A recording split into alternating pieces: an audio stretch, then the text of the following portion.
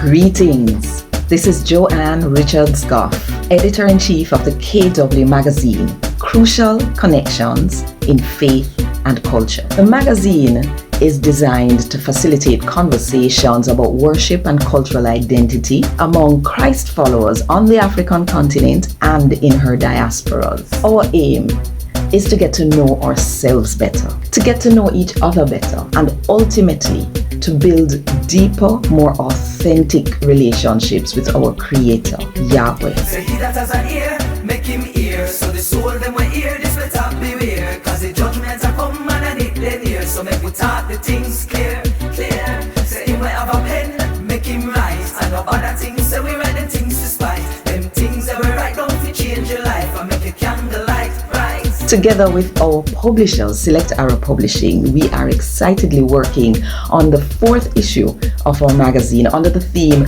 Reparation, Reconciliation, and Reggae Ambassadors around the world. You can view our magazine on icu.com, but for future updates, sign up on our Facebook page, KW Magazine, Crucial Connections in Faith and Culture. KW is short for Come Make We Worship. Each issue of the magazine has a story for children, a health feature, music scores, a devotional article, poems, testimonials and testimonies, and interviews with leaders in culture, worship, and the arts from Jamaica and the Caribbean, the US, the UK, and the African continent. I always look forward to responses to our Vox Pop. Our most viewed or shared issue to date has been the one on Marcus Garvey and the church. And there are also opportunities for you to advertise in the publication. Just contact us at comemakeweworship@gmail.com or by WhatsApp at 876-820-0258. Come, make we worship. Come make we worship him. Come make we worship him. Come make we dance. Well, as we continue our conversation, we are reminded that in a real sense, some of the vestiges of colonialism still capture the experience of Caribbean Christianity. And Come Make We Worship is part of the ways in which we are seeking to decolonize our Christian expression, particularly in worship. And we want to encourage persons to lay hold of that publication. Of course, we've been talking about the whole issue of justice and the fact that reparation is part of that act of justice. As we seek to make what has been done wrong, we make right in some way. And the challenge of advocacy, of people owning the responsibility to shout about the need for justice. It's part of what this conversation is all about. Encouraging by building awareness, the need for each one of us to be a part of the voice that is calling for reparations around the world. Reparations in particular in relation to people of African descent who continue to be victims of the colonial project. And there's none who has sort of captured the sense of that advocacy as Professor Hillary Beckles really has been a person who has just owned that call to advocate for reparations and for the call to justice that reparations represents. And so we're happy that he's going to be, we're able to have him present as part of this conversation. And as he does so, I'm sure will lay for us some of the justification for this call to reparation, because so many people might say, this is something that's gone a long time. Why don't we just move on with life? Why does it still continue to be an issue that is important in the 21st century to advocate for? And that we're calling the church community to be a part of how we raise our voices to speak to our governments and representatives as they speak to governments of European nations who have been responsible for the colonial project. and for the setback of the people of African descent in the ways that we have experienced here in the Caribbean and in other parts of the world. So we have a presentation, Professor Hillary Beckles. I would wish to begin, first of all, by wishing everyone a happy and productive Emancipation Day. It is a pleasure to be a part of this program, of this conversation, this reflection on reparatory justice within the context of emancipation. I wish to thank Mr. Roper for his engagement, the conversation that has enabled me to be an element of this program. Mr. Roper, thank you so very much indeed. The question has always been asked, why at this moment are we still participating in a conversation about reparations? Other questions have been asked. What is the relevance of that conversation today?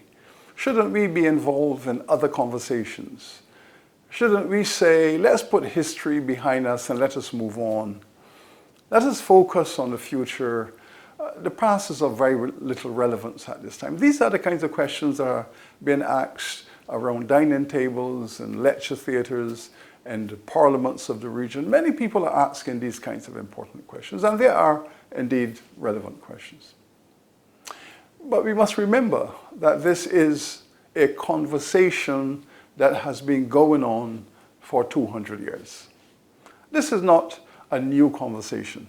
The conversation today is arguably probably the 8th peak in that conversation. In other words, it has been peaking and falling over some 200 years. And once again, we are at another of those great peaks in this conversation. Our moment, our conversation, our time. Will it fall away again? And will it rise again? Or will it, on this occasion, find reconciliation and settlement? Now, in 2001, at the Durban Conference, the United Nations Conference in Durban, South Africa, where governments and civil societies were gathered to discuss and resolve the matter of the crimes committed against the African people, not only in the Caribbean, but globally. It was a divisive conference. The communities of the world could not find a consensus on the matter. The European nations were not prepared to discuss it. They were embarrassed to discuss it. They thought it was not strategic to discuss it. The Americans walked away and said, we will discuss this domestically, but we will not discuss it internationally. The Africans at home in civil society, in the trade unions, in the churches, and the universities, the Africans were of the view that it should be discussed, there should be reparations, and we should join with our Caribbean brothers and sisters. But the African governments did not agree with their own citizens, and the African governments joined with the European governments against their own citizens and against us in the diaspora. That was the crux of the matter. Since then, many positions have changed. That was 19 years ago. And since then, many positions have changed. Many countries have evolved their positions. The African Union have recognized that they made a strategic error. They made a strategic error. Since then, we have been speaking with the leadership of the African Union on this matter, and they have now arrived at a place where Africa and the Caribbean are seeing eye to eye. But in that conference, I was asked to speak on behalf of all of the West Indian government. Speak on behalf of CARICOM. And one of the statements I made was that the reparations movement is going to be the greatest political movement of the 21st century. There will be other movements, the continuation of decolonization, and bearing in mind there are still colonies in the Caribbean. There are still many countries in the Caribbean that have a colonial status that have not found their way to independence and sovereignty. So the Caribbean is still a place of colonization. But also remember too that we were concerned about the climate change and its impact upon our small island states. So climate change. We have been concerned about the pandemic of chronic diseases, the hypertension, the diabetes that is ripping through our communities. And someone did say, but will these arguments not transcend, rise above the reparations movement? And my answer was then, as it is now, that they are part of the same movement. It is not one or the other. It is part of the same movement. These are elements in a single conversation, and I will speak to that in a moment. So, emancipation, as we understand it in legal terms, the ending of chattel slavery was 182 years ago. But the ending of chattel slavery did not lead to the independence and the emancipation of the people. In fact, there is enough evidence to show that the intention of the British government and the other European governments was to create a circumstance where we jump out of the frying pan and jump into the fire. And therefore, the decades that followed emancipation, were the decades in which we jumped out of the frying pan and found ourselves in the fire. In Jamaica, we know this only too well. Emancipation, 1838. 1865, the massacre of our people at Morant Bay. And why did the British government not only executed the leaders of change, not only executed Paul Bogle, not only executed Mr. Gordon, but they massacred hundreds of working people, of poor people. And what was their crime? The request for land to produce food at a moment of famine and starvation. What was their crime? Asking for the vote. What was their crime? Squatting on idle land to produce food so they may live. And the British state called out the troops. The governor called out the troops and massacred the people just shortly out of emancipation. Still treated as they had treated the enslaved before. So the fundamental description of that process is that slavery had continued beyond emancipation. And we need to understand how deep within our history that slave-like reality continued. But let us deal specifically with this issue of compensation and reparations. When the British government was discussing in its Commons and its House of Lords the issue of should we pay compensation and reparations to the enslaved people.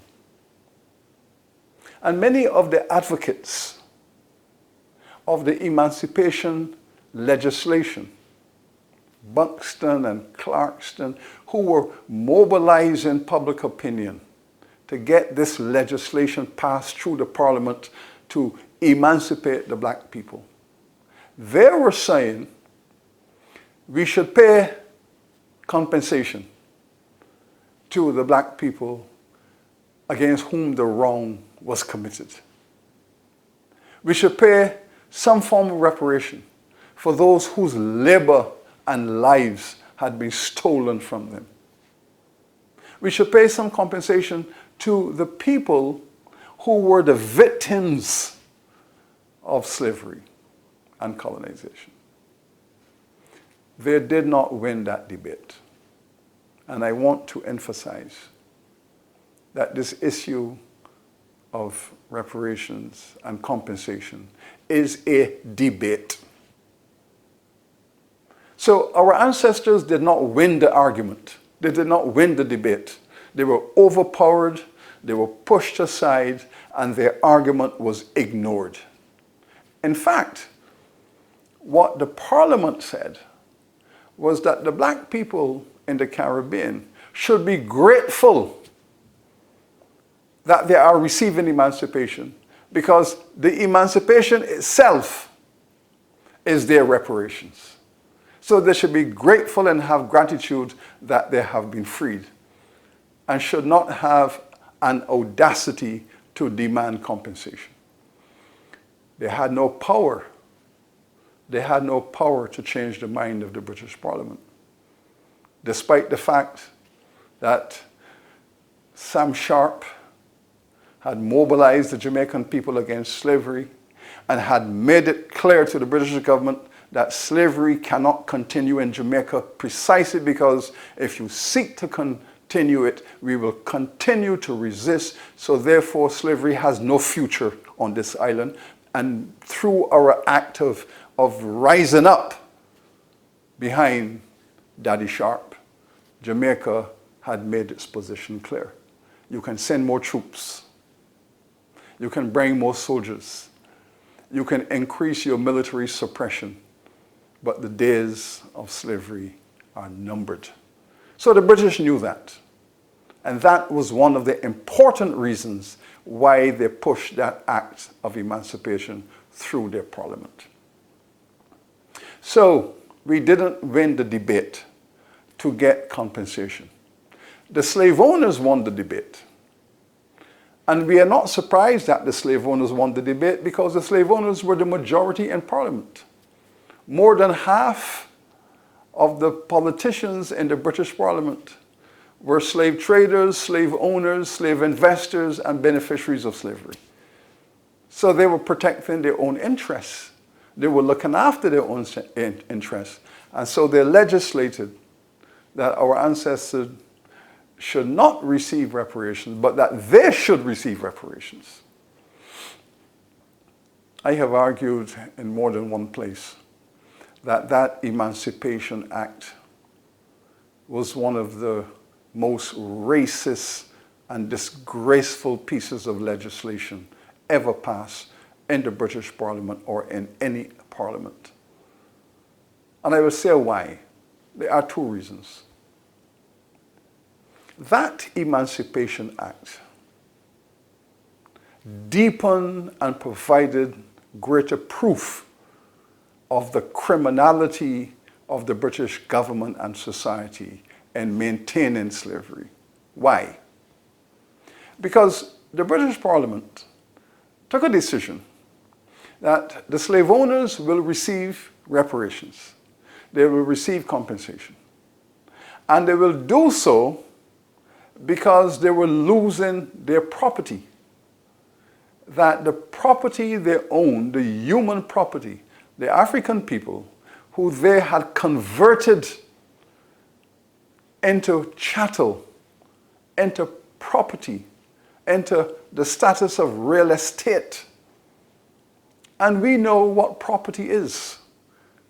Property is something that has no human identity.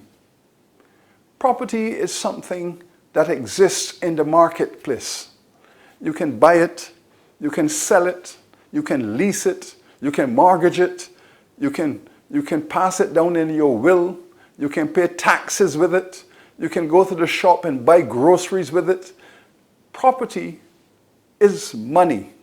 It is transferable from one person to another without human reflection because it is not human.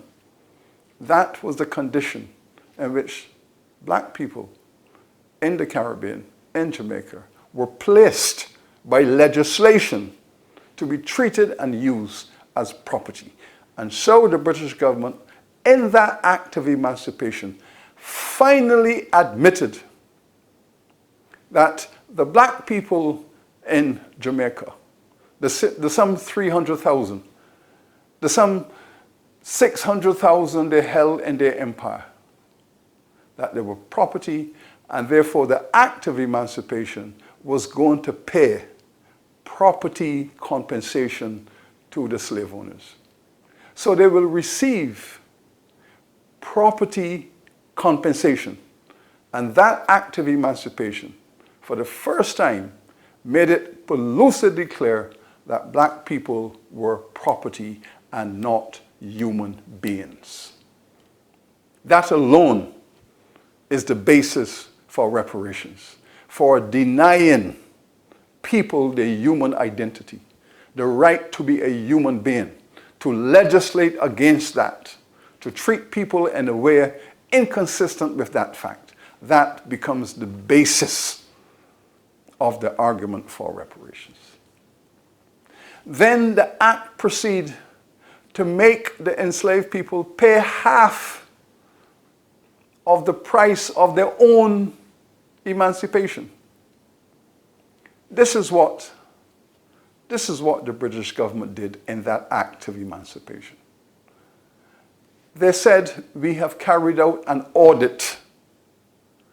We have done an audit of the market worth of all of the black people in our colonies, most of them in the Caribbean, and half of those in the Caribbean in Jamaica, the largest colony. That we have carried out a market value, how much they are worth. And the British government came to the conclusion that they were worth 45 million pounds. If you want to do the value of that in today's money, you are speaking about billions of dollars. Billions of dollars. That's what you're talking about in today's value. We were worth billions of dollars in today's value. And so the act of emancipation said, this is what we're going to do. We're going to give the slave owners reparations, 20 million pounds in cash. Then the question was asked, well, if you're going to give them 20 million in cash, what about the remaining 25 million? The act of emancipation said, okay, what we will do, we will give the slave owners the 20 in cash, and we will make the black people work for free for another 6 to 8 years to work off with free labor the additional 25 million. But very skillfully, the British government called that period the apprenticeship. And this was the period where the people who have just been freed had to work for free for many years later to work off the remaining 25 million. So the slave owner got 20 million in cash and 25 million in additional free labor. That was the skullduggery of the Act of Emancipation in the British Parliament. Some say it was very skillful parliamentary negotiation. Some said it was skillful drafting of legislation. But the historians knew, and the activists for emancipation knew then, that was just another British strategy to extract more labor out of the people who they had politically oppressed. That was 1834. And we know what happened in 1865.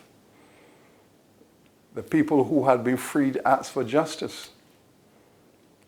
They said they want compensation for what had happened to them. They said they wanted land. They wanted compensation in the form of land. They wanted land to build their families, to build their communities, to survive. Instead of compensation and reparations, the British government turned the army upon them. That is what happened in 1865. We come now to 1962. And Jamaica is now demanding its independence, to move away from this colonial oppression, to take responsibility for our future, to build a nation out of this rubble of colonial decay. In 1938, the people had made their views clear. We wanted to get away from the British Empire that has meant us only harm. They would have experienced 100 years since emancipation, and they looked at their condition and they found that their condition had not changed much. Indeed, Prime Minister Lloyd George of Britain, a few years after he was no longer Prime Minister, 1926, he made the statement that the West Indies is the slum of the British Empire. It represents an embarrassment to British civilization, the poverty, the urban insecurity, the lack of basic human facilities, that he was so shocked and disturbed by the condition of decay and destitution in the West Indies that he said it's an embarrassment to British culture. And so in 1962, Sir Alexander Bustamante and the Honorable Edward Seaga, before independence, made a trip to Britain to discuss with the British government a compensation package, a golden handshake, the end of colonization, some kind of compensation for Jamaica so it can move into independence with confidence, requesting that Britain should make a contribution to Jamaica, having exploited Jamaica for 307 years. Look at the condition that they have left Jamaica and the people of Jamaica. The British government made it clear to Sir Alexander that they owe Jamaica nothing. That they do not wish to speak about the wealth they had extracted, sugar plantation world. They told the Jamaica delegation that they are prepared to make a contribution towards social aid, but they're not prepared to make an investment in capital development, to create industrial jobs, to modernize agriculture, to clean up the inner cities, to build schools. They were not prepared to make that capital investment in Jamaica. To his credit, the young Mr. Seaga intervened in that conversation and told the British government that is not good enough. And then he itemized why the colonial mess in Jamaica was so large that the British government and the British economy that had created it should make a contribution to removing that mess, to allow the young Jamaican nation to rise. And Mr. Seaga said, we have schools for only 7% of the children. We have reasonable accommodations for only housing for only 10% of the poor. And he went on and itemized the fact that Jamaica was left in shambles, that the black people of Jamaica were left in a slave-like condition, that British legacy in the Caribbean has been a legacy of impoverishment, of ghettoization, of lack of basic facilities for transformation. He called for a contribution to the rise of nationhood. what the records that we now have access to, what they show is that there was anger in the British government. That you have come here asking for contribution to national development when you are also demanding independence and you cannot stand on your own 2 feet. If you want independence, they were told, you will get it on the British terms. And that was the beginning. But it was not just Sir Alexander. When Eric Williams traveled to England to achieve the same objective, asking for £50 million to contribute to the industrial development of the young nation, the British also told him to go away. We owe you nothing. Eric Williams then made that famous statement. The British no longer have an interest in the Caribbean. They have extracted all the wealth from the Caribbean that they need. And the Caribbean, he said, for us, we are like an orange to the British people. They have sucked us dry, thrown the peel on the ground. And they are so afraid of slipping on the peel, they don't wish to talk about it. And so we all went into independence within that environment. We asked for compensation, reparations in the 1960s as we had asked for it in the 1860s, as we had asked for it in the 1830s. And on each occasion, the British government, recognizing that they owe the Caribbean compensation, they recognize it in their own records. They admitted in their own records that we owe the Caribbean people a debt.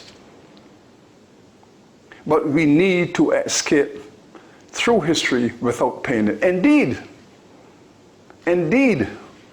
the British High Commissioner to Jamaica, Mr. Morley, in 1962, recommended to the British government in the arrival and the departure of Sir Alexander that we have to work out a strategy of escaping our responsibility on the cheap. That is, we know we owe them, but we cannot enter the conversation of compensation because it would be an expensive proposition. So their fear of an expensive proposition has been the impoverishment and the persistent poverty of the people of the Caribbean. And this is why the debate will continue. And this is why when Prime Minister Cameron visited Jamaica in 2015 and told us in our own parliament and told us, get over it. Let us move on. There are other ways to have this conversation. We can give you some aid to assist some of your major challenges, but we are not going to pay you any compensation, any reparations, because that is part of development. The capital that is required is part of the development of our people. So what has been their counter strategy to our argument? Their counter strategy is to admit that they owe us for slavery and colonization and the brutality of our people. The brutalization of our people, they admit it. But they don't want to pay it because they believe that the sum would be too large. Indeed, when the British Parliament debated the bicentenary of the end of slave trading in 2007, indeed, in the British Parliament, they concluded that the debt owed to the Caribbean, the reparations they would have to pay, would be so large a sum that it is best not to have the conversation. But our response was, You cannot brush this crime under the carpet. There is no carpet in the world that is big enough to cover this up. And so we have come once again to the crossroads. We have a discussion between justice that the people of the Caribbean have a right to, and at the same time, taking responsibility for ourselves. If the people of Jamaica were not self-confident when the British rejected them that first week of July in 1962, when they were rejected in their legitimate request, they would have gone away and said, well, we are in financial difficulty because of colonization, and we cannot dream of a nation. We cannot dream of an independent Jamaica because the country is so impoverished. But no, we took responsibility for ourselves and we took on the project of building the Jamaican nation. And when Jamaica took that decision, Trinidad took that decision, Barbados took that decision, Guyana took that decision, Jamaica led the way, and the others followed. We took responsibility for ourselves. And we have built up out of that colonial rubble, we have built democratic nations. We are proud of the progress we have made. We have done a good job. There are certain areas we must address. We must retackle the poverty. We must retackle the inner city decay. And there's some areas of education and public health that we must continue to tackle. But we have done a good job and we should be proud. What reparations is saying, however, is that while we have continued to take responsibility for ourselves, that the mess you have created and left behind, it is so large that you must come back to the scene of the crime and participate in partnership with us. Participate in partnership with us to clean up this mess that we have inherited. I have asked prime ministers in conversations over the years, I have said, I hope you realize that the heroic work you have done to build your countries, that 75% of what you are doing, you are cleaning up the mess you have inherited. That's what you're doing, cleaning up the mess you have inherited. Bad agriculture, not enough schools, public health concerns, not enough capacity for transformation and development. And how much further the Caribbean would be ahead, how much further we would have been ahead if, in addition to our self-responsibility, we had received justice. The energy that we have brought to the table to build up the Caribbean, what if we had had justice and compensation and reparations for the crimes committed against us, how much further along we would have been. This is why I have given my support to the reparations movement. I see it as a matter of ethics. I see it as a matter of spirituality and religion and morality, because it is about right and it's about wrong. It's about the evil of the past not being recognized and adjudicated. It is about crimes left behind to fester. It is about brushing aside a criminal past that is demanding conciliation. Reparations is about peace. Reparation is about justice. Reparations is about partnership. Reparations is about allowing the victim and those who have benefited from the crime to come together and resolve the consequences for mutual benefit. That is what reparations is about. It's not about conflict and confrontation. It's about peace. It's about the two sides of a crime coming together to find peace in their soul and in their spirit, reconciliation for the future. That is what it's about. And importantly, it's about recognizing that our ancestors, our foreparents, should receive justice, that from their graves they shall know that they have received justice. It is about saying to the future, to the children and our grandchildren, that we are going to do our best to create a society in which you can thrive, mature, and grow. It's about imagining the future, a better future for our children. So it is about reflection to our ancestors, and it is about projection for our children. And this is why we have called for a summit. This is why we have called for an international summit where the Caribbean governments can sit with the European governments in a conference and discuss this matter. In the same way, our leaders sat with the British government and discussed independence.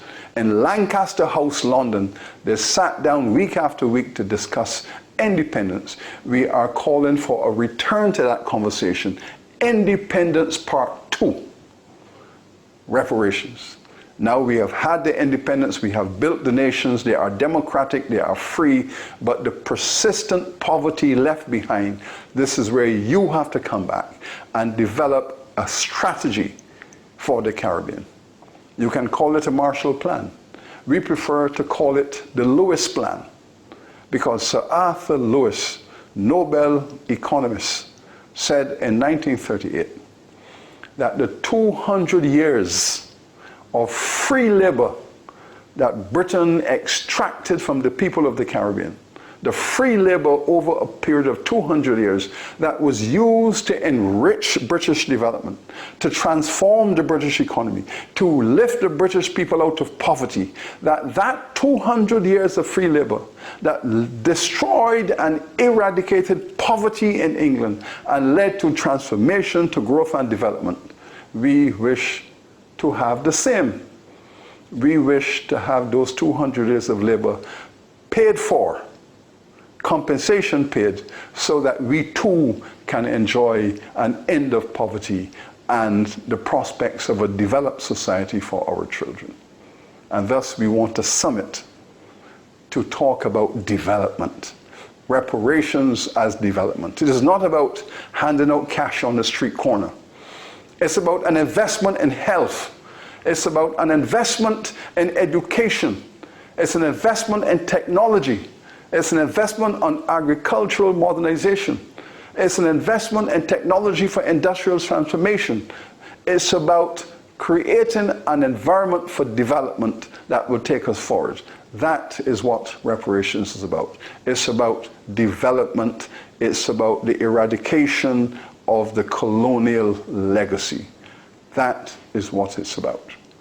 I thank you, my friends, for the generosity of your attention. Thank you very much.